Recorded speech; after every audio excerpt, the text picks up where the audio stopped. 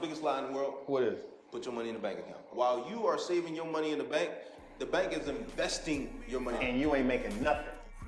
10 cars, epidemic hit, that corona left no jobs. Rap didn't say well, all them rich meals, now they for sale. All they kept didn't do well. I know I'm good, I'm like, oh well. I'm a real hustler, I'm recession proof. I know how to make the paper, then stack it too. Stack it up. Recession proof. So when I hear Gotti talk about that, well, first and foremost, Gotti, he spits bars all the time. One of the most underrated rappers out there, I believe. 100%. One of my favorite rappers, low key. Yeah, conscious as hell about what he's talking about, but like when he recession proof. That's what we talking about. When you talk about generational wealth, a lot of people out here are rich. I look at my wife all the time, I'm like, Taylor, babe, guess what? We are rich.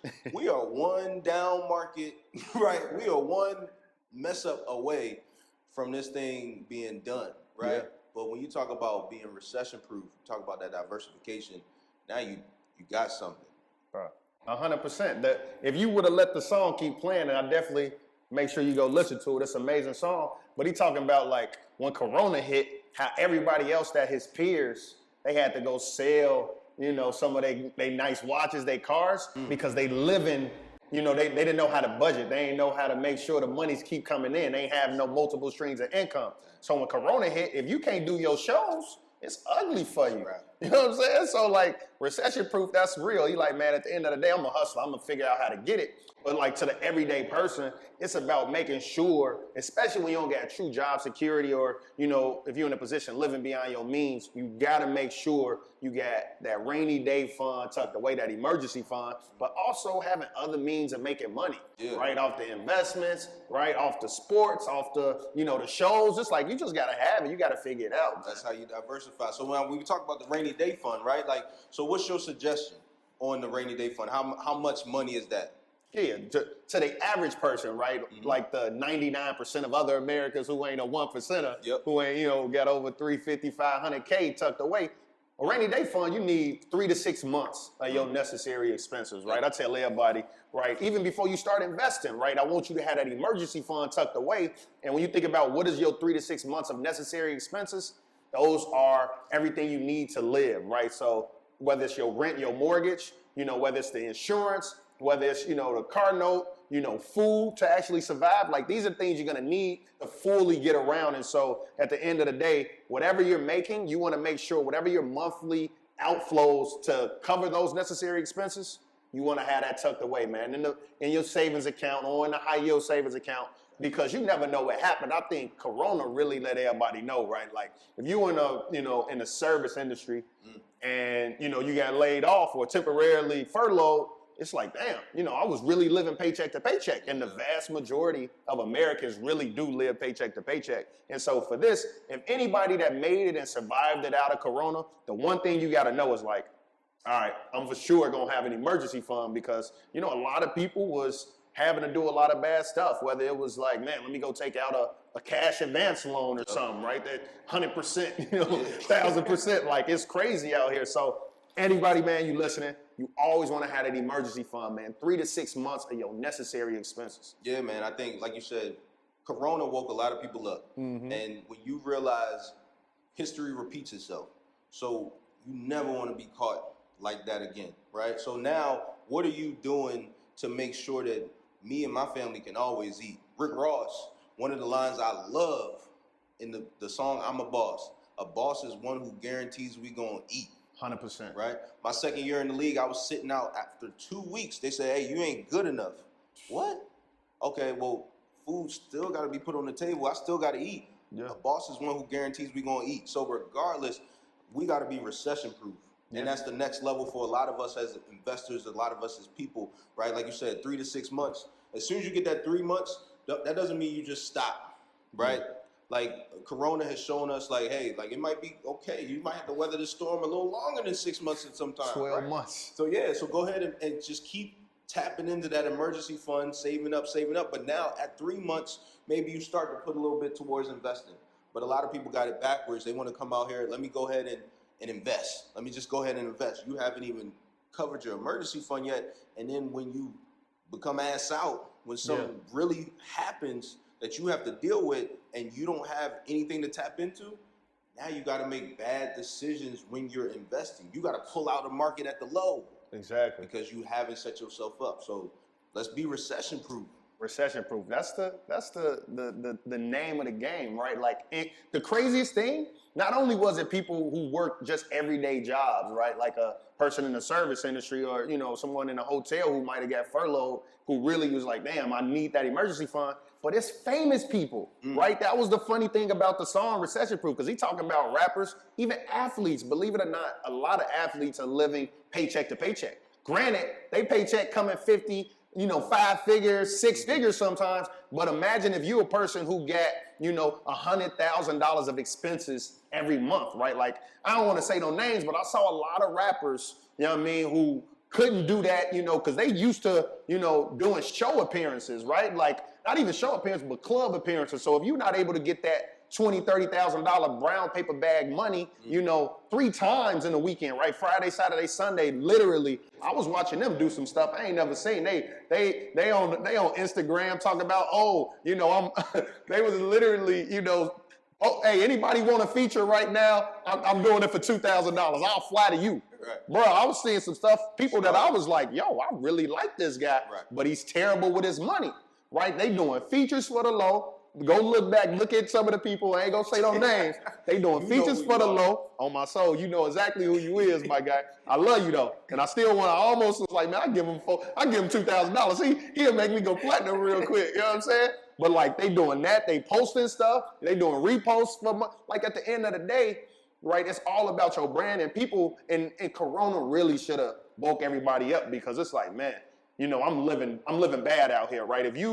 If Corona happened and you ain't got that savings tucked away, you ain't got no diversity of income, right? If you a musician, we already know y'all not really making no money on the streams, right? I make music and I for sure ain't seeing, no money off the streams for real. It's like, okay, what other ways are you gonna eat, right? You got some real estate portfolios, you doing investments, like what else, other ways are you gonna do? So everybody need that emergency fund tucked away, but then you gotta start thinking about the diversity of income. Yeah. And that's something you do real good, bro. To be, an athlete, right? Obviously making big bucks, but you like, man, this ain't forever, right? This ain't gonna always be forever. So what you got going on to diversify your portfolio? Yeah, man. So like you said, for me, I never wanted to depend on another person to feed my family, right? And although I am an employee of NFL organizations and all that stuff, I'm also a boss, ownership mindset, where I make sure I got to control this space, control this spectrum. So what's the saying? I think it's a saying like, if you depend on somebody to feed you, that person could also starve you. Facts. So you got to be a boss, man. Come a boss. You a boss. Right? Like, so for me, I remember for me, it actually started back in high school, bro. Like, when I was in high school, I remember there was a time when I felt like I wasn't getting the right push towards college recruiting that I should. Mm-hmm. And, I'm trying to walk around the subject right now, right? And long story short, I looked at my... They weren't showing them no love, man. They weren't showing me no love. I didn't be known. And so I looked at my... I remember something happened with an all-star game. I was supposed to get a letter. I didn't get it. It got delayed. It got held by some person. I'm talking around the subject. I want y'all to know that. It got held by my coach. And I don't know if he did it on purpose or not, but ultimately he gave it to me, and it was past the deadline to actually be in the All-Star game and play. Wow. So I remember that time, fortunately they let me in, and it's crazy. It was one of my first times ever being in ESPN and all that stuff. I balled in that All-Star game, But I remember that time, it was in the summer, and I was just like, am I going to use this as an excuse to why I'm not where I'm supposed to be in life, right? So if I couldn't get in that game, would I use that as the excuse of why I can't feed my family and myself for years? Oh, my coach didn't give me the letter on time. And when I thought about that, so literally, as crazy as it sounds, since high school, I've had this vision of my son. Before I ever had a child, I had a vision of my son, and he'd be in the bathroom. He's like 4 years old. This is literally crazy since high school, right? And I'd always think, anytime I was faced with a challenge or something like that, I'd be like, I'm walking into the bathroom, my son is just gripping his ribs like, hey, daddy, I'm hungry. And I'm like, oh, man, like, I can't feed you tonight. We can't afford food. Well, why? Because, you know, man, back in high school, man, my coach, he held that letter a little too long, and I couldn't get it to him, right? Like, I always just picture, like, there's no excuse in the world at that moment that I can give my son that's valid to say why he can't eat tonight. Yeah. So at that point in time, I'm guaranteeing we gonna eat, regardless of how it is, whether it's football, whether it's me learning how to golf, whether it's me becoming the best videographer in the world. I don't give a damn. I'm figuring out a way. If I gotta make coffee beans, right? Like, I'm gonna find a way to make sure we eat. There is no excuse. So I think that that's just the difference with me, is like, whether it's real estate, whether it's venture investing, whether it's stock market, whether it's production, I'm finding a way to make sure we gonna eat. So if the stock market drops today, I'm cool. We straight. If the NFL team, hey, Cope, you ain't good enough, cool. We're gonna figure it out. We straight, right? And for me, that's what life is about, right? Like, it's not about at your funeral, no offense, like, I might have a couple of teammates there, but the Patriots organization ain't gonna be there, right? No offense to them, you know. No, that's the real. Jets organization ain't gonna be there. They might send a card or a note. I'm telling you, with my grandfather's funeral, he played 11 years in the league. They tweeted out, you know, they sent a bouquet of flowers, but that doesn't help him when he's going through the dementia fits and the sunlighting or sundowning, what they call it, and all that stuff, right? Like, it doesn't help my grandmother right now. So ultimately, I think for us as people, we just gotta really create a strong understanding of what we want and what really matters. Is it the title of an NFL player, or is it the life I'm chasing, right? Is it the comfort zone that I want for myself and my family? Wifey, we want to go on a trip. We don't have to spend it, but guess what? We can if we want to. And so after that, then it's about finding how are we going to eat today. Yeah. And when you look at, there's literally, the way I wake up and I think there's literally over 1 million ways to make money every single day, right? 100%. When you talk about stocks, there's over 600,000 publicly traded companies. The stock market, if there's a Nike stock, it's either going up or down today. So I got a 50% chance to make some money, right? I like them odds. That's a good odds. Exactly. So for me, even outside of the stock market, there's ways to make money. You can go sell waters on the street and find a way to flip it, right? Ultimately, it's about a pack of 24 waters costs like $2-3. You selling each water for $1. Yep, $3.98. Some spots you get $2-3 for it. It's crazy. Exactly, especially if it's hot out, right? Yeah. Like $3.98 at the Sam Club for a pack of 40 waters. I'm telling you, right? 40 waters, $3.98. Make it work. If you really want to make money out here, you can find a way to make it work. And then after that, it's just about finding what lane is for you. Yeah. That's the biggest thing, because there's so many different get-rich-quick schemes out here. If it was that easy, we'd all be rich. Yeah. Right? Like, if it was that easy, like, everybody be rich, right? We'd be trying to find get-wealthy quick schemes, right? So now it's not about thinking like that. It's about, what is my lane, and let me go ahead and chase that. Yeah, no, dude, you said something so crazy. Having flashbacks, or better yet, flash forwards, when you was in high school, talking about your 4-year-old son pretty much saying, Dad, my inside's touching. I'm hungry. I'm gonna eat. And what's crazy is, you know, I'm the same way, because, you know, you from Baltimore, I'm from the south side of Chicago, and we had to learn that early on, right? I think the best part about growing up, you know, in the hood, right? Growing up in the inner cities is like, you learn all type of different ways of hustling, because it's like you got a different mindset. Like, this can be like, you can grow up rich and then it can be taken from you and you will never have that hustle. Yep. But if you grow up at any time actually having to hustle and start thinking out of the box, the moment you get money, it's like, oh, I can't go broke no more, right? And it's like, you got to have that mixed with the financial literacy, because you saying, you know, man, I can go sell water. It's like, bro, I was in high school, dog, I was selling CDs, I was selling oils, I had my own clothing line. In high school, on my soul, it was called Sir Mac. Look, there we go. Sir Mac. But now, you know, we got the Black Wealth Matters. But it was crazy, because no matter what it was, bro, And then I started throwing parties. That's when the real money started coming in. So like at 16, 17 was when I really started learning kind of top line, bottom line. We'd throw parties, we charging $10 to get in. We started learning how to, different ways of marketing. And it's like, that same mindset always gonna carry forward with you. Because at the end of the day, you said something that was even crazier. It was like, man, your second year in the league, they like, Coach, it's over for you. We like you, but we don't like you good enough. You're a good person, but we don't like you good enough. And I want to say like the average career in the NFL, like 3 years, bro. So for you, from what I remember, now obviously we went to school together, so I remember your hustle, and I'm super proud to even call you my friend, my homie, because you was always gonna grind. But bro, your second year, obviously you still working to do one of the things that's your lifelong dream, but you also had a plan B, right? If I recall, like you was interning at a couple companies. Like, talk about that real quick, because a lot of people, like, if their career's over, it's a wrap. It's ugly. Like, what they gonna do? Like, you might get into broadcasting, but that's only if you was a big name. Right. That's if you speak good. Right. Like, what's next? Like, you know what I'm saying? A lot of mine's ugly. Like, you can't be on TV. Like, you know what I'm saying?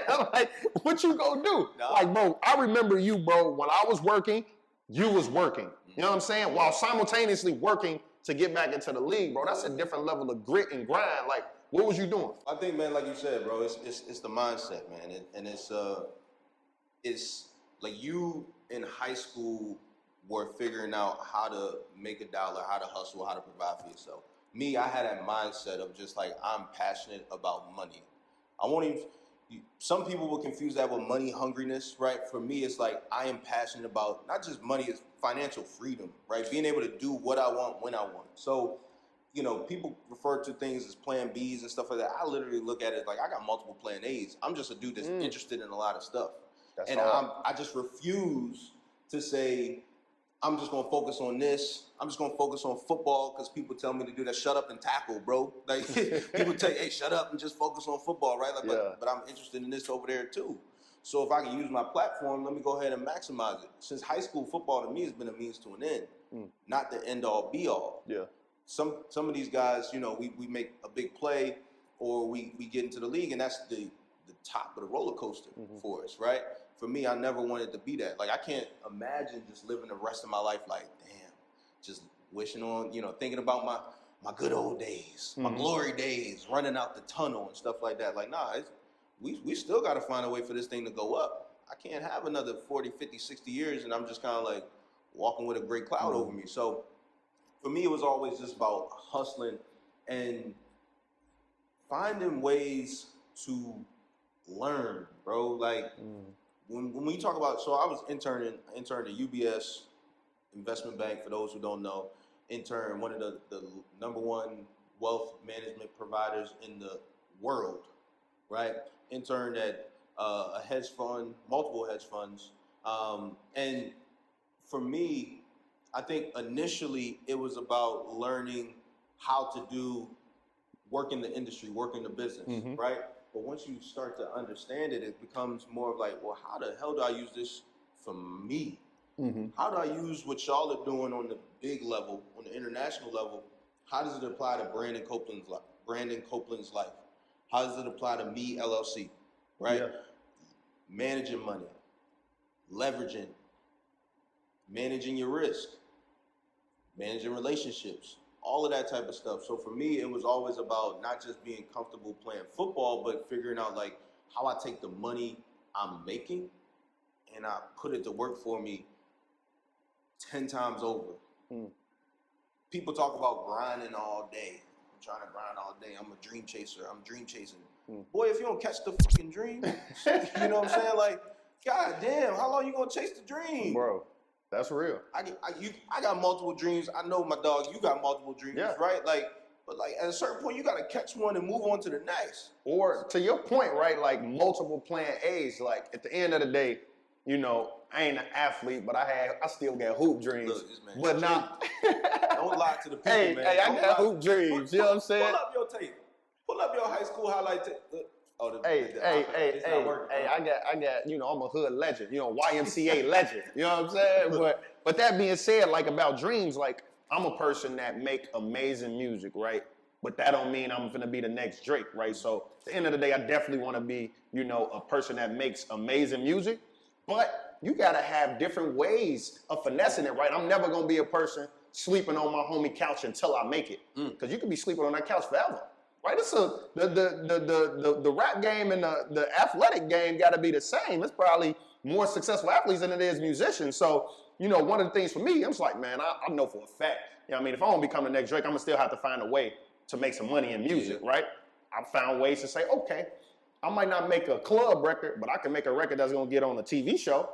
So it's instantly, right? I might not be on the radio, although I am on the radio, but I might not have a national hit, but I can get a song on, you know, Netflix or Showtime or BET, you know, and so for me, it's like the multiple plan A's is so real, bro, right? Like, I think that was one of the things that you just said that resonated with me, because it's like, if a person only put they all in that plan A and just that one plan A and it don't work out, you assed out, bro. Like, it's so many, I'm sure so many people that you've come and gone in contact with that are now, you know, probably a bouncer somewhere, right? Because, you know, they didn't find a way to take this spotlight and leverage it to the fullest, right? Like, I think the dopest thing is like, you know, when you got your first check, right? Your first real NFL check. Now, mind you, I don't know that much about the NFL, but I do know that stuff ain't guaranteed, right? The only thing that's guaranteed really is that signing bonus. So you can sign a $2, $3, $5 million deal, but if you get cut after, you know, week 2, week 3, you're only getting that prorated, right? So like for you, when you got your first big check, was you like, mama, I made it? Did you go buy a new car? Nah, like what you do, bro? Because I swear a lot of people be living beyond their means, and I think a lot of people can learn from you, whether you a new rookie or a vet. Like the way you manage your money is something that's admirable. Thank you, man. But I think, so for me, it's, I always look at things as like we just getting started, right? And also, you know, I'm a realist about certain things, right? Like I remember being a rookie in it. So I guess let's backtrack. Got the call from the Baltimore Ravens, right?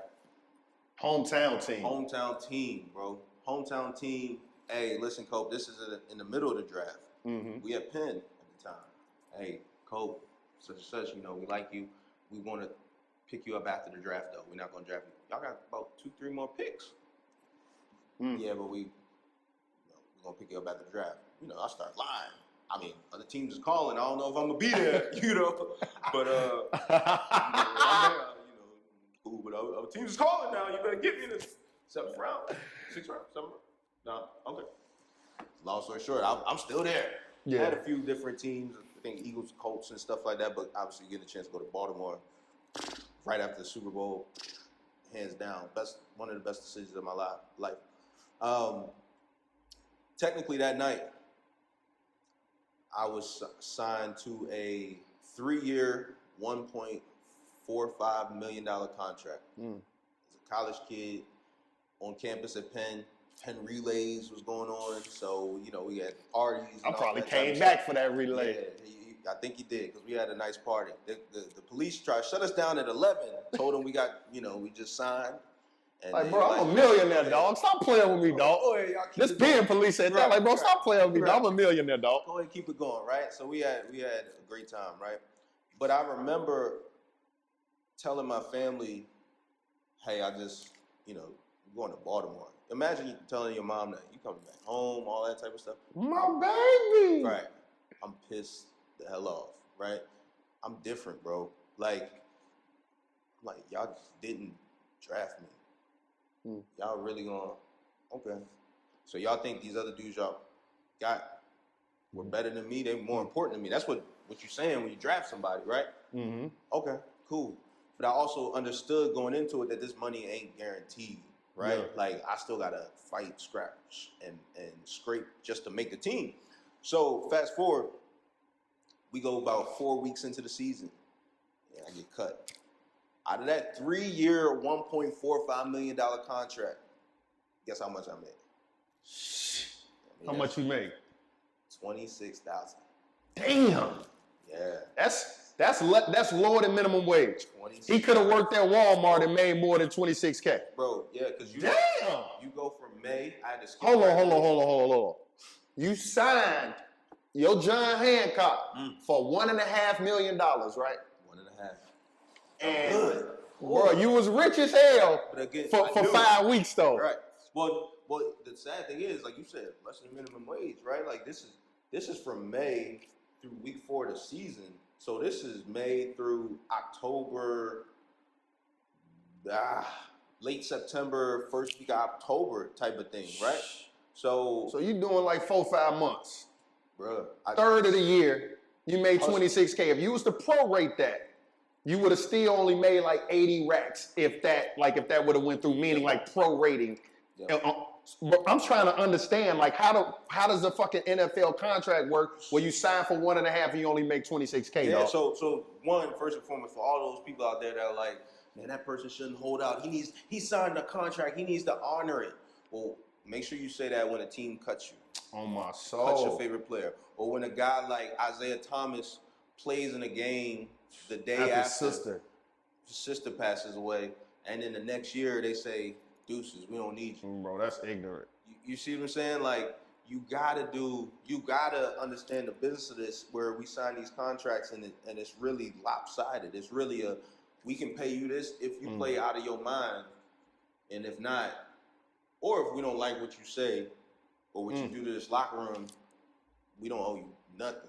So wait, G, I still got to wrap my mind around this, bro, because you signed a $1.5 million contract, which means you should be making $500,000 a year, right? So that means you only got $26K, right?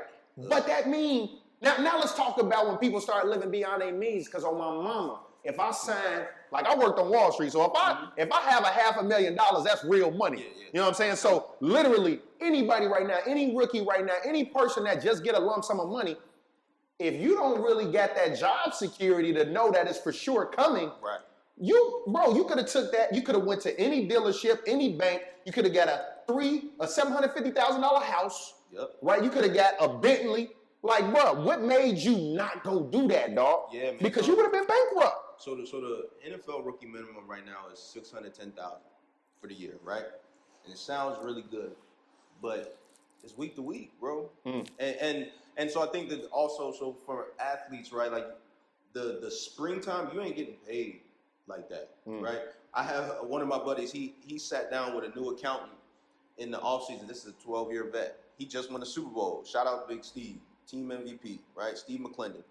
He sat down with an accountant in the offseason and was like, okay, this is this. Here's my receipts. This is my paycheck.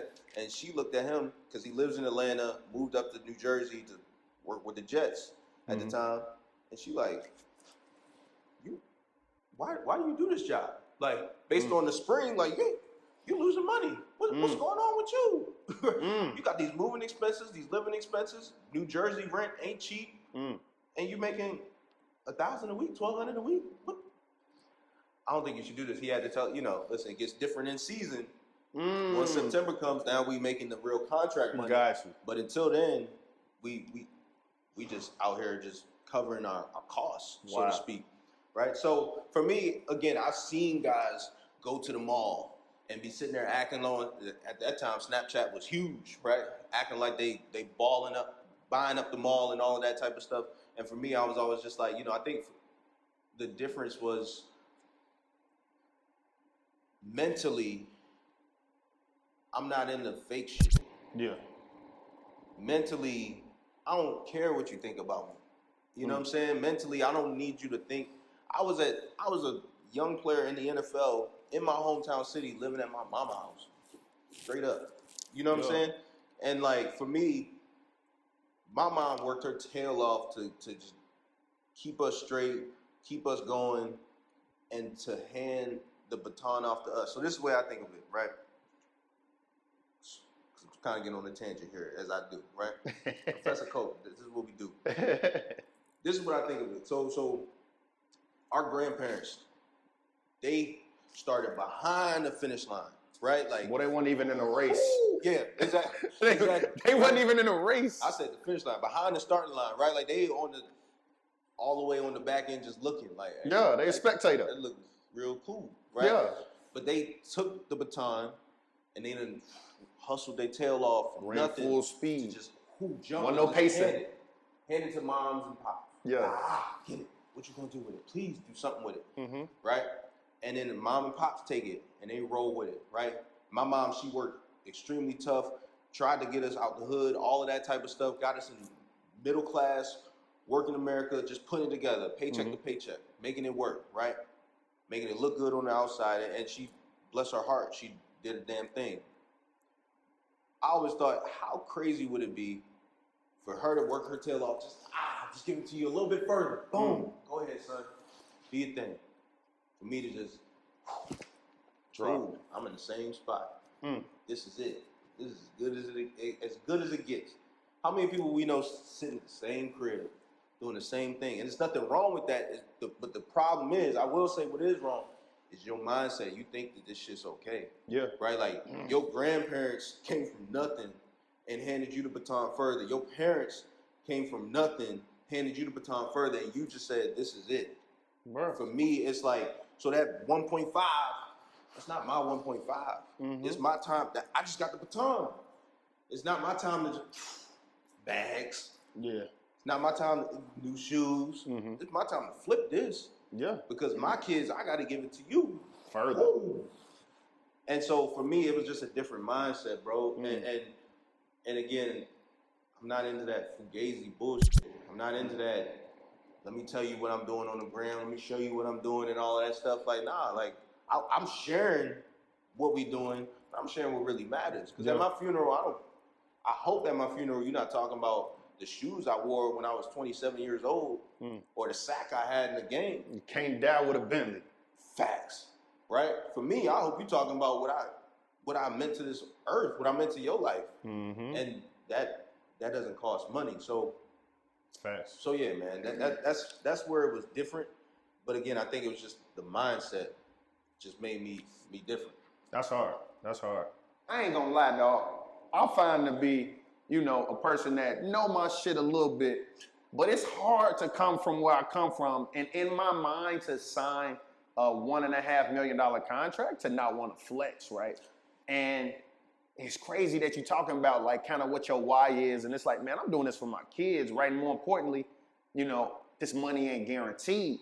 Because, bro, when you said something, bro, everybody on the internet be flexing, bro. And it's, bro, you turn on Instagram, bro, I swear to God, it's like, the new MTV Cribs or something. Everybody the richest person in the world. But the reality is so much cap going on, bro.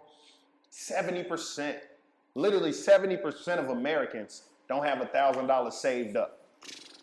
But we get on the internet, everybody rich. And so, this coming full circle, where it's like being financially literate and understanding how to budget and manage your money.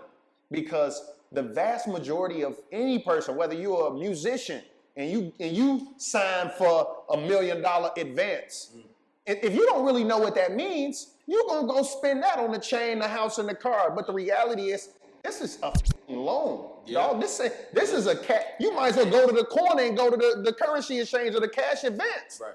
Because this is a loan, a hard money loan, You want that back. and your terms might be worse than the cash advance. Because we gonna own your life until you pay me that $1 million back. And then there's some interest on it, right? And so when people don't really know financial literacy, it hurts because it be our community that suffer the most, bro. You know what I mean? Like when we was talking about the lax, right, with your grandfather, or better yet, our grandparents or our great-grandparents, where they started out in the race, bro, our grandparents and our great-grandparents was running as fast as they could, but they could run for 200 years right now, straight, and everybody else could stop the race and they still wouldn't catch up, bro. Like, the average median net worth of a white family versus a black family is almost tenfold, right? 170,000 median versus 17,000. That don't make no sense. So when you start thinking about it, like the financial literacy is what needs to make our people say, all right, let me start managing my money better so that my kid catch the baton at a little further than where I was received it. And that's not what we seeing. And I think so. One of the issues is we are afraid to get out of our comfort zone, right? So like, we do a lot of nonprofit work. You in the community all the time. You come and you do your own things in the community. You come and help some of the things that we doing with Beyond the Basics and stuff. And when we examine that stuff a bit deeper, right? It's tough for a parent who doesn't know algebra when their child comes and say, hey, can you help me with my homework? Man, that ain't nothing. We don't need that. Look at daddy. Daddy got it without it, right? You know what I'm saying? Like, so now you kind of push it off, but that's more of our defense mechanism, right? And not that every parent is doing that, but like, you know, it's tough for some people to make this an emphasis in their household when they don't understand it themselves. Facts. We need to lean into that. You need to lean into that discomfort. Like, okay, I need to learn algebra. I need to, even though I don't really think you need algebra, but I need to learn this thing. I need to learn these financial wellness tips so that I can be straight and we can change the cycle. A lot of people look at the money tips. We talk about budgeting, investing. It looks like it's a beautiful mind. It's like numbers moving all around. So they think, no, I don't want it, right? This is technique. This is habit forming. This is over a time thing, not like some rocket science thing that you need to learn, right? This is an open book test. Facts. You know? And so we just need to lean into that discomfort so that we force ourselves to learn what our comfort zone is within this space. Bro, life is really an open book test. Facts. And moms is scared to do the research. They'd rather just guess like, it is C. Facts. But it's also, society is set up for us to not understand this stuff, right? Like a bank, the biggest lie in the world. You want to know the biggest lie in the world? What is? Put your money in a bank account. Save your money. Save your money. Save your money. On my soul. Right? And there is a place and a time for that. Like we talked about the rainy day funds, emergency funds. You got to have a certain amount that's just saved.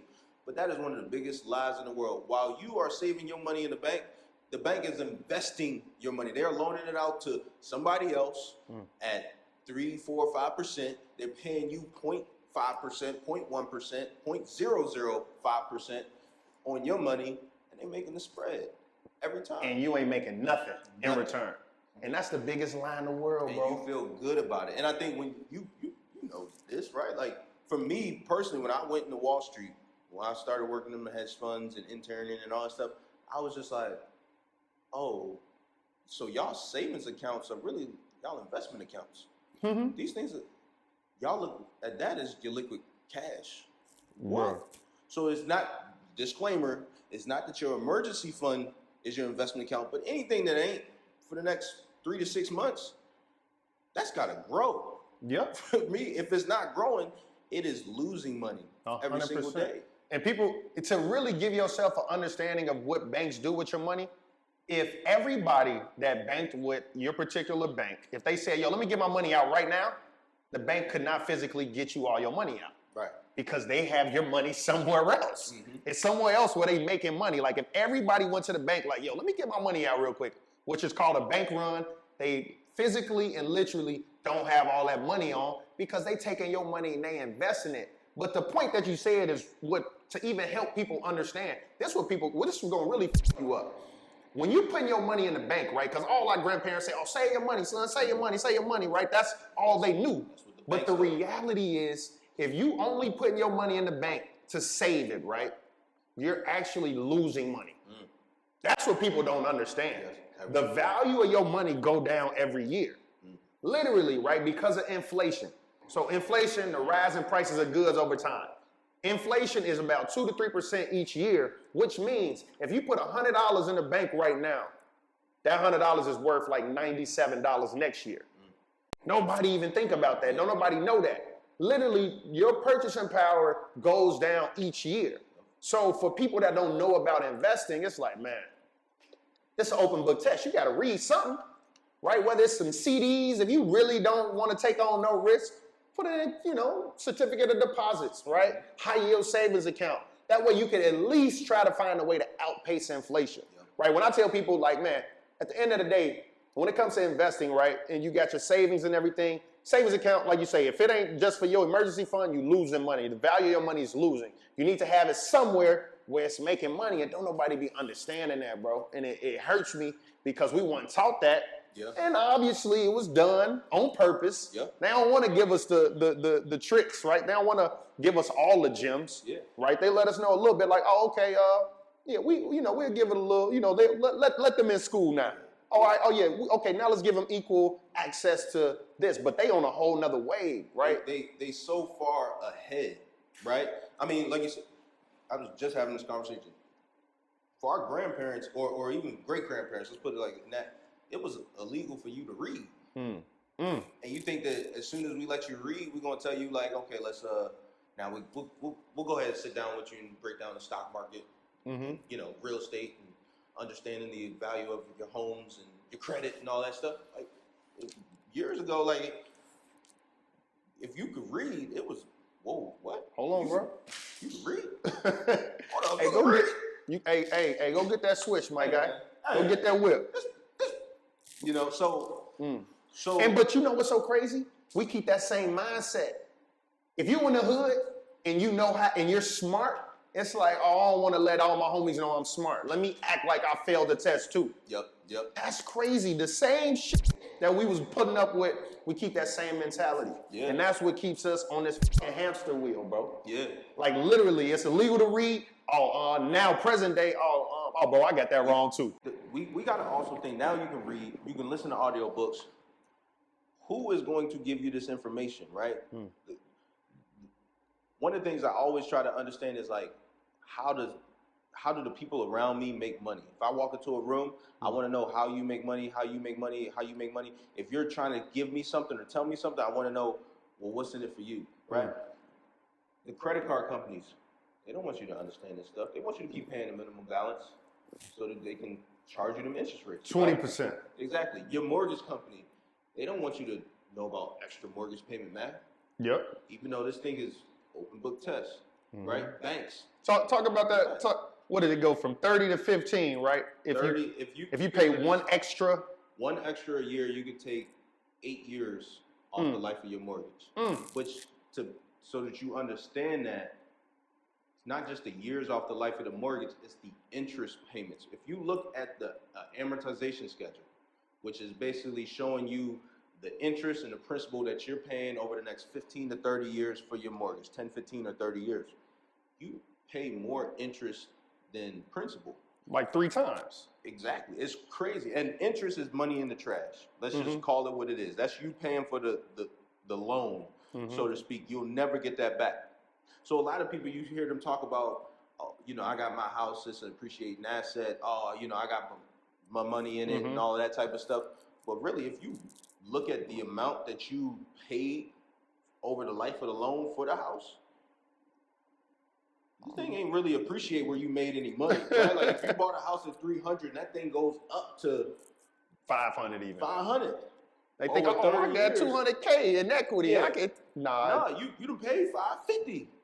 You done paid 6 something for the house. So that's another lot too, right? So, but understand that nobody is going to give you this information because they're making money off of you not understanding this info. So that's why what we're doing with other guys that don't earn your leisure, MG the mortgage guy, yes sir, Maconomics, what you're doing, homies. You know what I'm saying? Life 101, what we're doing, right? Like ultimately, these are the things you got to pour into because this stuff we're living proof that this shit ain't hard. Yeah, it right? really ain't.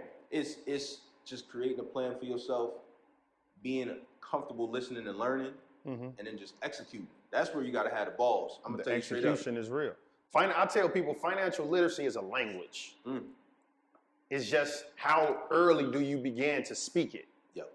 The earlier you speak financial literacy, the higher likelihood you will be at being fluent in it. Yep. So when some of our white peers is at the dinner table as kids talking with their daddy, oh dad, you have more than one real estate property? Oh dad, so wait, why are you mad? The stock market did what? Yep. Oh, you're happy because Moms don't hear about what the stock market is. Moms ain't hear about what real estate, and that's the thing. Oh, dad, wait, what credit about what? What's credit? If we teaching our kids to have these type of conversations, they're gonna be light years ahead because the moment you learn financial literacy, that's how much better your life is gonna be. You're gonna understand all this stuff. That's how you're gonna make more money. And that's how you're gonna be recession proof. That's the word, the phrase of the day. And that's what you gotta live by, man. We wanna thank y'all for tuning in, man. It's your boy Ross Mack. It's your boy Brandon Copeland. And this is Money, Music, and Culture, man. If you wanna continue to understand all these gems, man, do us a favor, like, subscribe, leave a comment, and then also share this with one of your cousins and them, your auntie and them, and we're gonna continue to help y'all figure out how to get to that bag, man. We're gonna continue to teach you about being recession-proof and even more stuff like that, man. Let's do it. Money, music, culture. See y'all next time.